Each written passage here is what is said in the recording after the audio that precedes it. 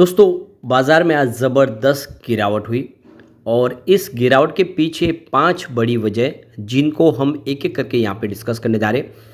और इस गिरावट के बाद मार्केट एक्सपर्ट का क्या कहना है बाज़ार को लेकर। अब आप ये देख सकते हो कि मंथली एक्सपायरी था और अब यहाँ पे आगे की क्या रणनीति बन रही है, क्योंकि इंडिया के ऊपर टैरिफ लगा दिया गया है 50%।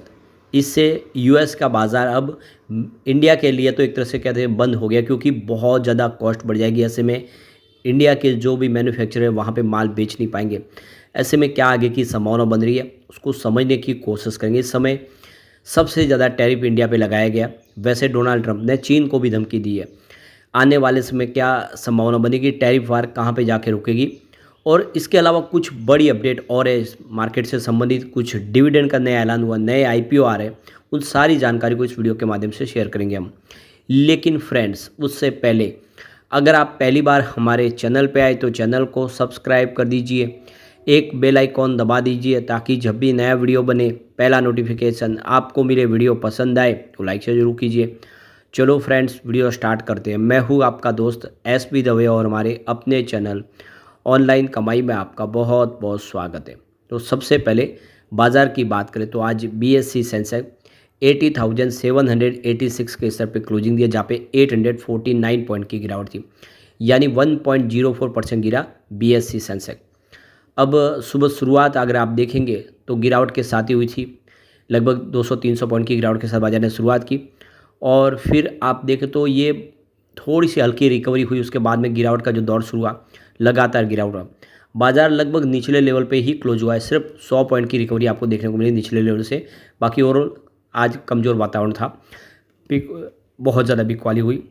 तो सेंसेक्स में आज मंथली एक्सपायरी पर बाजार में बिकवाली हावी रही। सेंसेक्स और निफ्टी करीब 1% गिरावट के साथ क्लोज हुए। मिड कैप स्मॉल कैप में बिकवाली रही।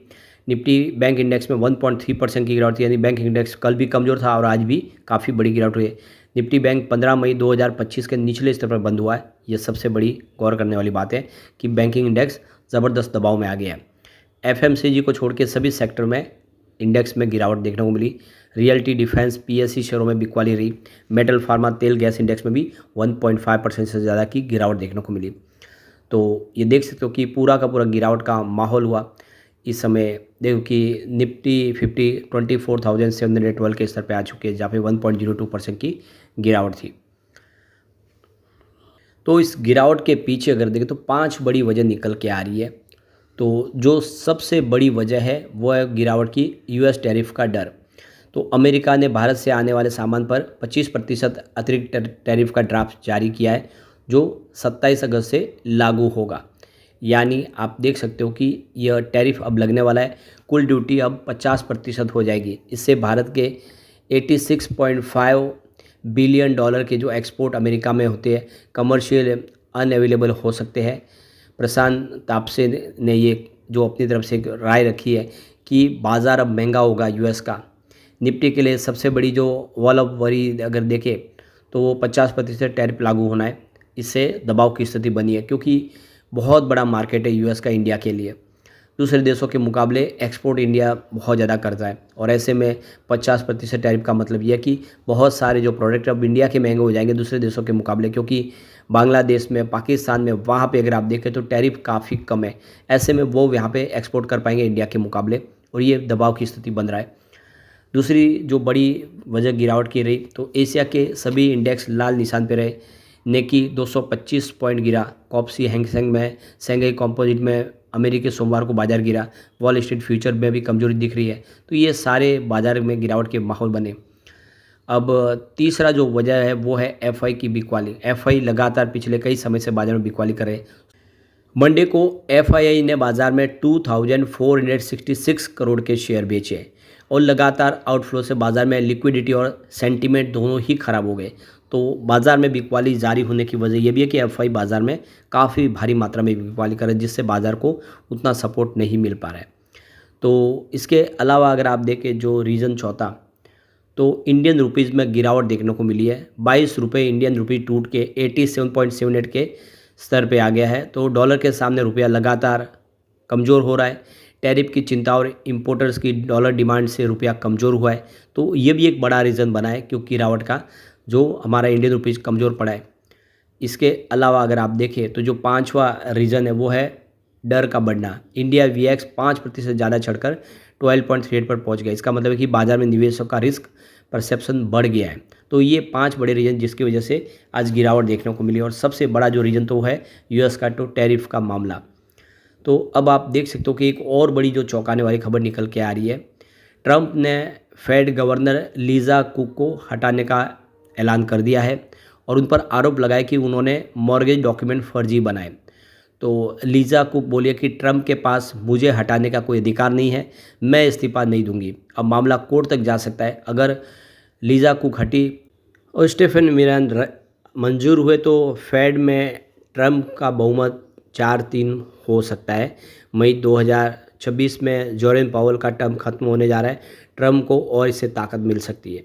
तो लगातार अपने फेवर में डोनाल्ड ट्रंप फैसले कर रहे और जो भी कोई आवाज़ उठाता है उसको दबाने की कोशिश हो रही है।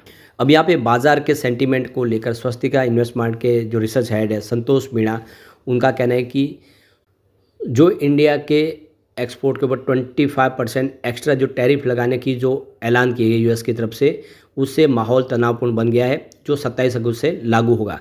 हालांकि यह खबर काफ़ी हद तक मौजूदा मूल्यांकनों पर आधारित है, लेकिन निकट भविष्य में अस्थिरता की आशंका है।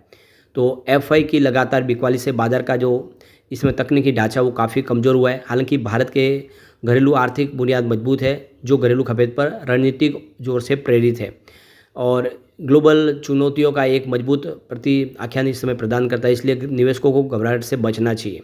इसके बजाय घरेलू स्तर पर केंद्रित क्षेत्रों में जैसे कि एफएमसीजी, ऑटोमोबाइल, पावर सेक्टर, इन पे अपनी रणनीति बनाने से निवेश के बारे में ये सेक्टर जो घरेलू वो अपने खपत के ऊपर चल रहे वो आने वाले समय बेहतर कर सकते हैं। आने वाले समय में देख लो कि तिमाहियों में फिर से कमाई की गति बनेगी और मौजूदा जो ग्लोबल लेवल पर अनिश्चितता है उसको कम करने के लिए विदेशी पोर्टफोलियो निवेशकों का तो निवेश काफ़ी घटा है, लेकिन इंडिया के जो फंड हाउस निवेश करें आने वाले समय स्थिति फिर सुधरती हुई दिखाई देगी। अब यहाँ पे कुछ बड़ी अपडेट निकल के आ रही है। वारी एनर्जीज लिमिटेड की जो सब्सिडीज कंपनी है वारी सोलर अमेरिका को एक बड़ा ऑर्डर प्राप्त हुआ है। करीब 452 मेगावाट का सोलर मॉड्यूल की आपूर्ति का ऑर्डर प्राप्त हुआ है जो संयुक्त राज्य अमेरिका में इस्तेमाल होगा। जो सोलर और एनर्जी स्टोरेज का ये पूरा प्रोजेक्ट होगा, तो काफ़ी बड़ा प्रोजेक्ट अमेरिका में मिला है। दूसरी तरफ को लहर फुटवेयर को 74.90 करोड़ का ऑर्डर प्राप्त हुआ है। यह पीएम विश्वकर्मा योजना के तहत पंजीकृत कारीगरों और शिल्पकारों को टूल किट की आपूर्ति के लिए राष्ट्रीय लघु उद्योग निगम लिमिटेड ने दिया ऑर्डर। इसके अलावा देखें तो इंफ्रास्ट्रक्चर ईपीसी कंपनी विक्रन एनर्जी का 772 करोड़ का एक आईपीओ मंगलवार 26 अगस्त को खुल गया। तो आज से ये आईपीओ खुल चुका है और ये 29 अगस्त को क्लोज होगा। इस इशू के लिए ग्रे मार्केट में जो प्रीमियम चल रहा है वो 21.65% प्रीमियम है। इसका मतलब लोगों का रिस्पॉन्स अच्छा है और आईपीओ आज से खुल चुका है, तो आपके पास एक अच्छा मौका आ गया है ये आईपीओ में निवेश के लिए। इसके अलावा देखिए गुलशन पॉलियर्स जो है डिविडेंड बांटने जा रही है। तो ये देखो कि उनकी 25वीं वार्षिक जो आम बैठक यानी एजीएम गुरुवार 18 सितंबर 2025 को दोपहर 1 बजे देखो कि कंप्लीट हुई और इसमें इन्होंने प्रति शेयर 30 पैसे का डिविडेंड देने का ऐलान कर दिया है। इसके अलावा अगर आप देखें तो यहाँ पे अरविंद फैशन ने भी 1.60 रुपीज़ पर शेयर डिविडेंड देने का ऐलान कर दिया है। तो आप देख सकते हो कि यहाँ पे आपके लिए डिविडेंड और आईपीओ में इन्वेस्टमेंट के भी मौके हैं। लेकिन फ्रेंड्स, कोई भी इन्वेस्टमेंट करने से पहले अपने फाइनेंशियल एडवाइजर से एडवाइस ले ले या अपना खुद का रिसर्च करें, क्योंकि मैंने वीडियो आपके एजुकेशनल पर्पज़ के लिए ही बनाया। वीडियो पसंद आए तो लाइक से जरूर कीजिए और चैनल को सब्सक्राइब कर दीजिए। Thank you friends.